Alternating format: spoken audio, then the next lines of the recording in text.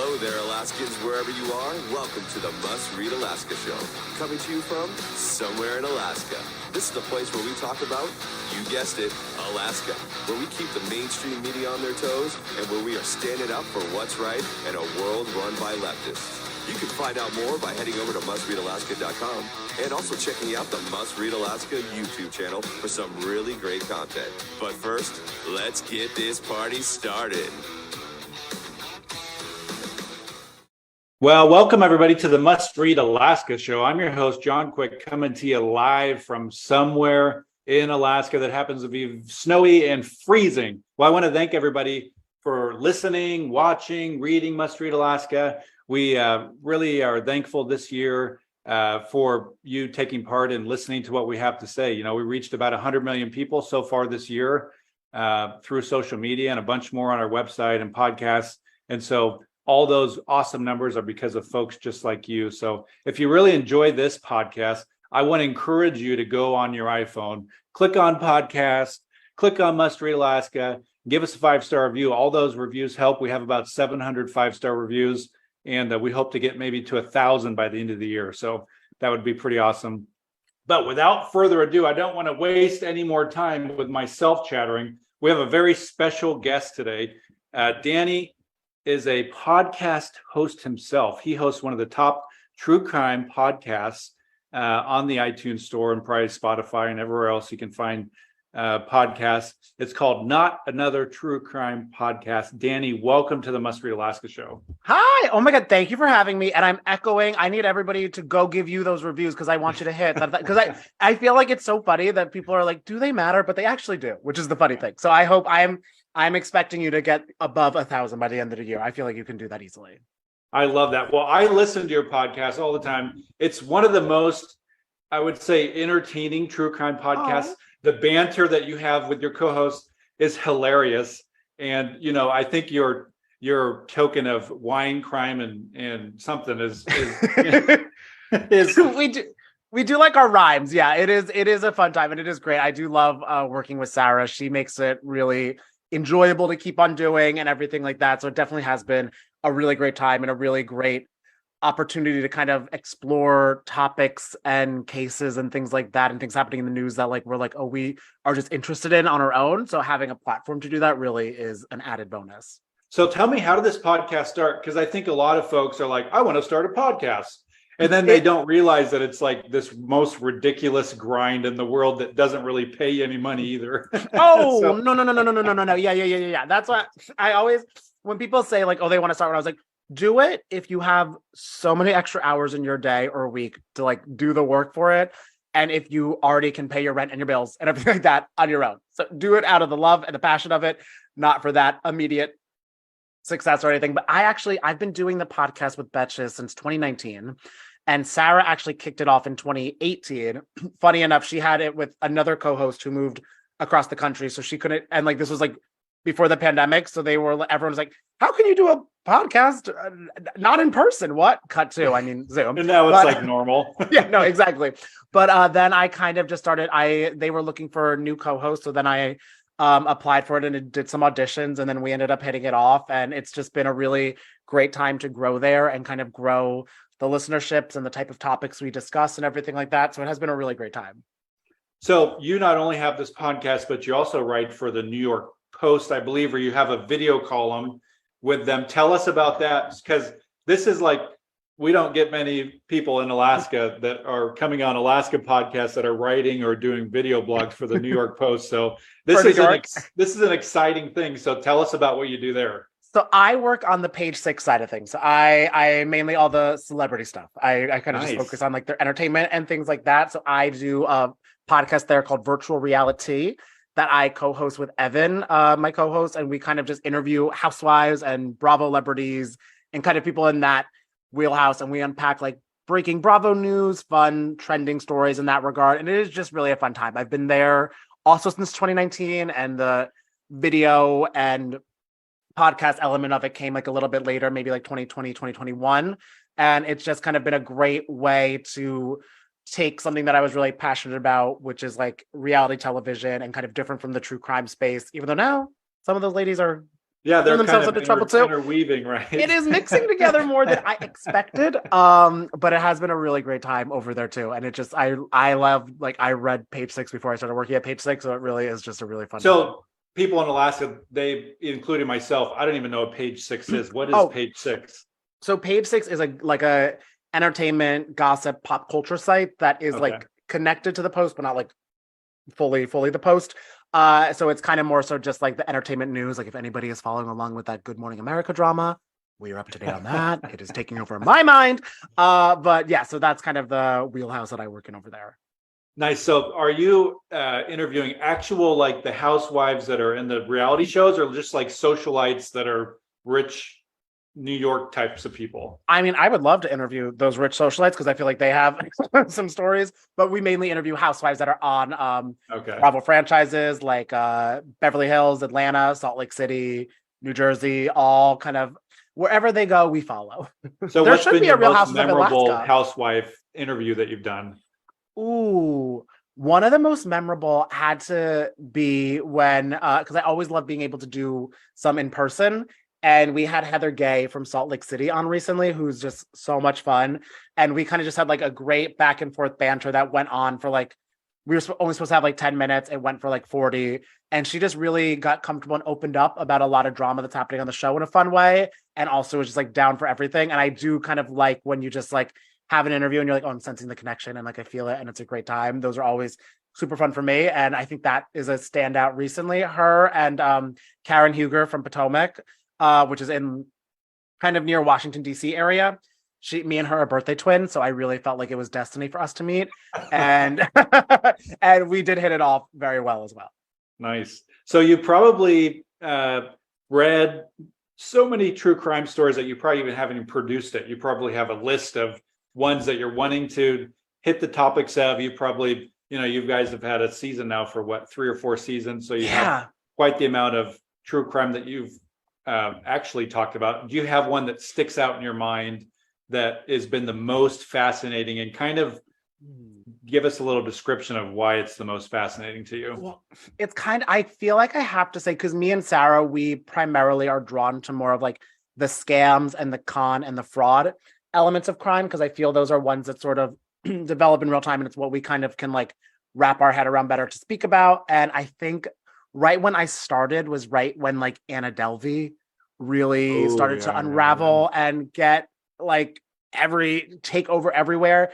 So I kind of have been enjoying that one because it's also, we covered it at the beginning and we've been able to kind of unpack more and more as the years progress and stuff progresses with her and everything. So that has been really fascinating. And she, in case you didn't know, she was like this fake German heiress that was scamming people all around New York and like pretended to doing these foundations, have all this money, was getting money from all these rich people. And some not as rich, which some of her friends, which I read Rachel Williams' book and I do love her. It was really good. But it was also interesting to see how she duped all these like multi-millionaires. And I'm like, how do you have so much money, but you just are giving your money blindly to this girl you don't know because she's going to make a foundation. So it's really interesting. And I get fascinated when a crime like that kind of also starts to reflect like human nature and like society in a sense. It's like, oh, people just throw money to things that they think will make them richer or sound like a certain way when it was actually a scam. Or make them feel better when they rest their head on their pillow at the end of the night. 100%. Yeah. So do you think do you think there's any truth to where she was connected to some sort of, her dad was in the mafia or something like that? No, she even said when she was going to trial, she's like, I'm not a good person. She's like, I scammed them. She's like, yeah, I took people's money that were rich. I don't care. And she did her time and now she's out. Like she's like Martha Stewarting now. I mean, Martha went to jail for a much less time, but like she's Martha Stewarting now. She's having a photo shoot with an ankle monitor, like really hosting dinner parties. Her come up post prison is really intense, really crazy. Well, yeah, she's got a Netflix special and probably a Hulu special on the way or whatever. Yeah, it was Shonda Rhimes. Like it was like she made it with the lady who made Grey's Anatomy. It's crazy. So you've done this. You've also done which I think is fascinating. I think it'd be fun to do something like this, a live podcast. You definitely should. Yeah. Tell me about who came up with the idea. What did it look like? Was it successful? Was there energy in the room? Tell us about it. Yeah, well, it's so much fun. And I really think you should do them because it kind of, you feel sometimes when you do a podcast, you're like, is anybody listening? Like you get your numbers. Everybody like, it feels like you're just like talking into a void. But it is great when you get to like DM with someone who listens or like you have a Facebook group or something like that. But it is so much fun just to like meet all these like Instagram handles in person of like these people that you know that you love talking to about the show and everything like that. So we did it because I actually I like started out from doing like stand up and everything. So I like knew some venues in the city, and one of them I love, Union Hall, and they actually reached out because there was this podcast festival and they were like, oh, would you want to be a part of this? We know you do a podcast. I was like, oh my God, yeah. So then it was that one first, and then pandemic happened, but we just started recently getting back into doing more and everything like that. They are so much fun. It feels like just like a huge party with everybody that you know and love because you all are like there because you have the same interests and everything like that. And it's a really fun time. More work, like different type of work goes into it because it's like you want to make sure also, or at least like are you selling tickets or is it a free event? Selling tickets. Yeah, you could do. Wow. Because it's with a venue, so like the venue is kind of like we're not just gonna give you we're our not space. a nonprofit. Yeah, we're like, no, we're so happy all of you guys are friends. Like, I don't know you. Yeah. So that is the ticketed element. So that brings a whole new level to it. It's not like you're just bringing a bunch of people that want to come to a free event. People have to buy a ticket to this thing. Exactly. And that's exactly what I was with my point too, is when you do a podcast, you want to make sure it's a great podcast too. But me and Sarah always are really focused on if people are like taking time out of like their evening versus like their morning commute when they're listening or something like that, and they're paying money, like how do we make it a really standout show and like more of an event that we feel like, oh, I would pay this amount to go to this too. Like I want to make it worthwhile.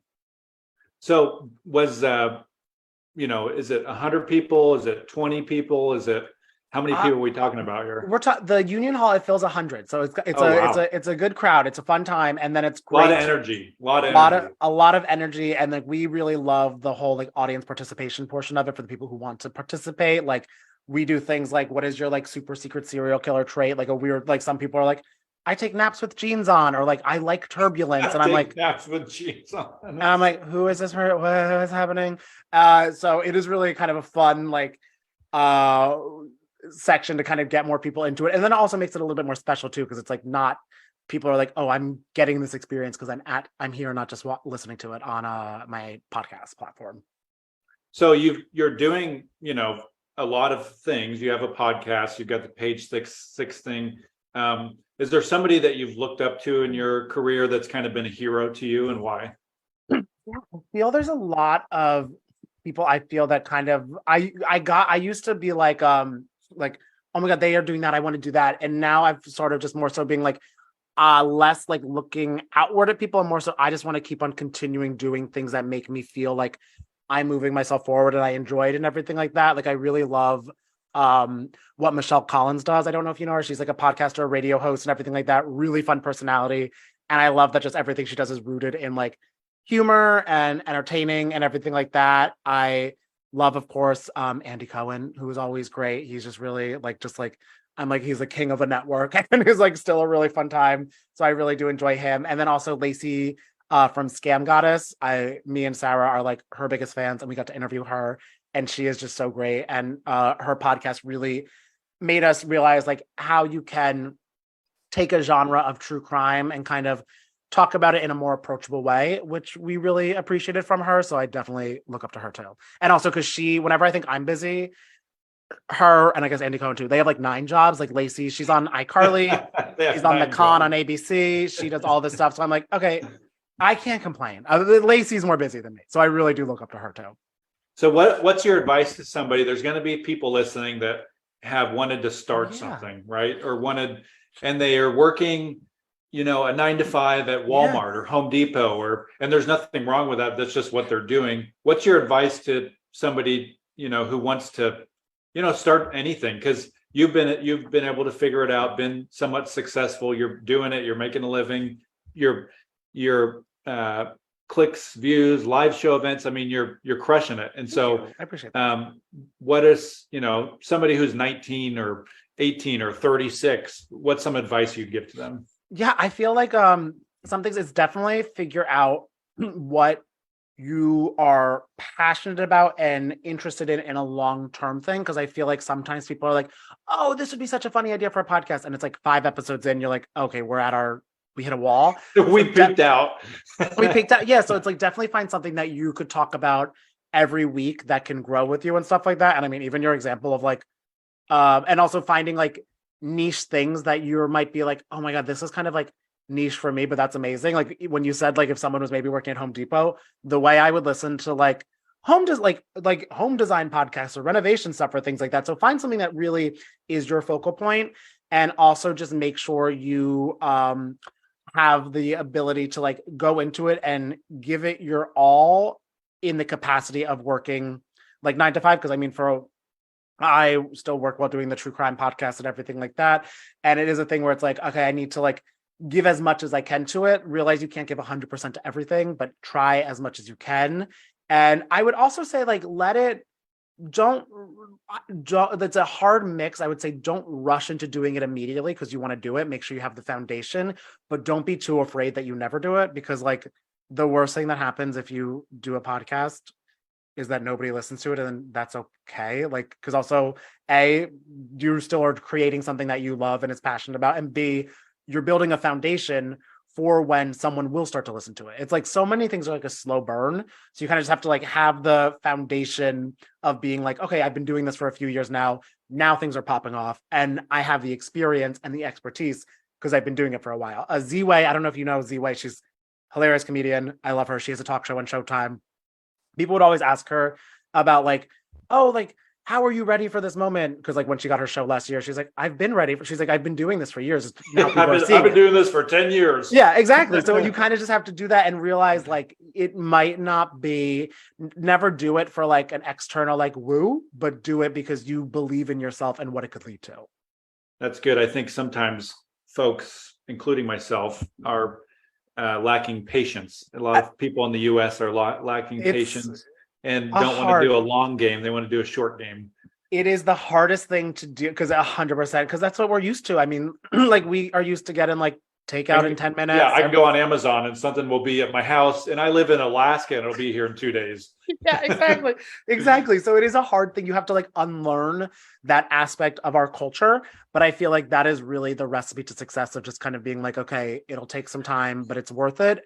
And also then too, it's like, you have to realize that it's like, you can have like end goals that you would like, but you should also enjoy the process of what you're doing. Like it should bring you some excitement so that even if it like does take a while to get to where you want to be, you still enjoy it. Or also then after a while, you start to realize too, where I want to get to can shift. Like your end goal can shift when you're realizing like both from like a more realistic lens or just some more of like what brings you happiness lens. I feel like goals can change. And that also is a great thing. So tell me about stand-up. Do you still do stand-up? How did you learn or come to know like, oh, people are entertained by what I have to say. I'm going to try stand-up out, because I feel like that's like a once you know how to do stand-up, your kind of fear of things goes away a little bit, at least from the folks that I've met that do stand-up. I feel it is. I think the fear of thing goes away because you're just you have to almost be delusional that, oh, people want to listen to me talk for 10 minutes straight live. It's almost kind of like, oh, I've like trapped all these people. But I think I mainly started doing it out of like, I annoyed every like brunch table I was at too much talking. And I think they were kind of like, can you shut up? So I had to find strangers to talk to. So that's kind of how it born from there. It's fun. I don't do it as much now because I have been focusing so much on like my other hosting and stuff like that. So like by the time it's like, because like stand-up shows are usually at like 8, 9 or 10 p.m. I'm in bed watching Housewives, so I haven't been doing it as much, but it is always a fun thing to kind of like go back to or hone in on. And it's also kind of the thing too, where I feel that kind of ties in with if somebody wants to start podcast, something like that, like you can enjoy something, but not have to have it be like your entire like career focus. Like I like doing stand-up, but I'm never going to be like a touring comedian around the globe or something like that. It's like a fun thing to like do here and there and to like sharpen my skills. So if you could flick a switch in 10 years, what's if you were living your ultimate dream, what would you be doing? Okay. I'd be visiting Home Depot because I would have like a lovely home. maybe like a nice, but maybe like a nice apartment.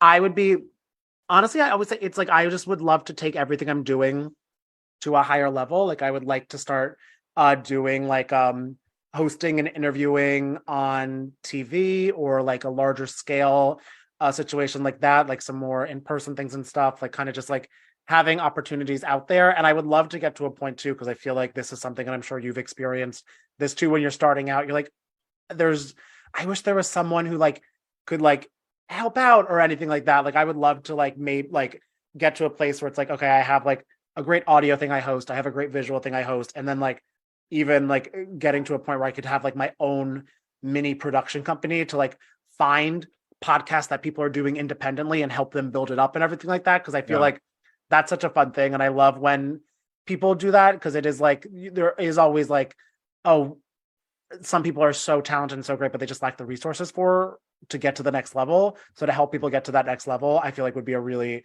fun way to hopefully be in like 10 or so years to help them do that. Got to work on some shit myself first to get myself up to the place where people would want me to help them with that, but hopefully I get there.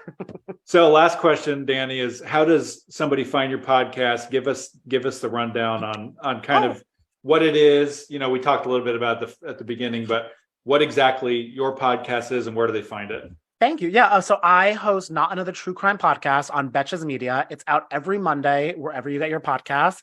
I also do Virtual Reality, the Page 6 podcast. That's out every Thursday, wherever you get it. So either if you like true crime, if you like reality TV, I got something for you at the beginning or end of the week. And you could also follow me on social media at Cashmere Danny, Cashmere with K.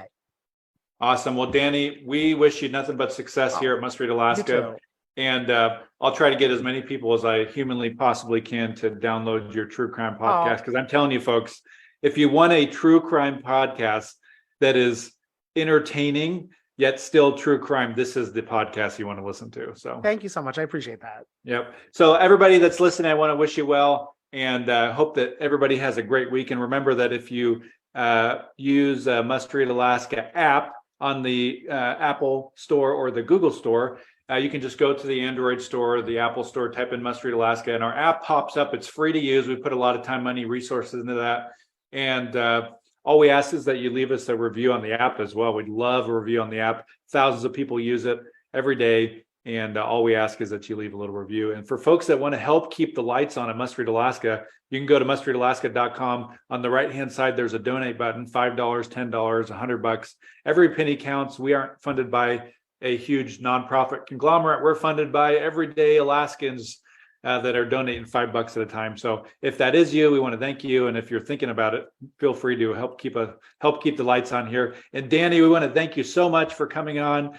Wishing you nothing but success on the true crime, not Another True Crime podcast and the Page 6 stuff that you're doing. And you're welcome back anytime. And next time you go to Alaska, make sure to ping me because I can tell you all the cool places to go to. Oh my God, I've never been and now I'm so excited to go. Well, have an awesome day, Danny. And until next time, I'm John Quick from somewhere in Alaska.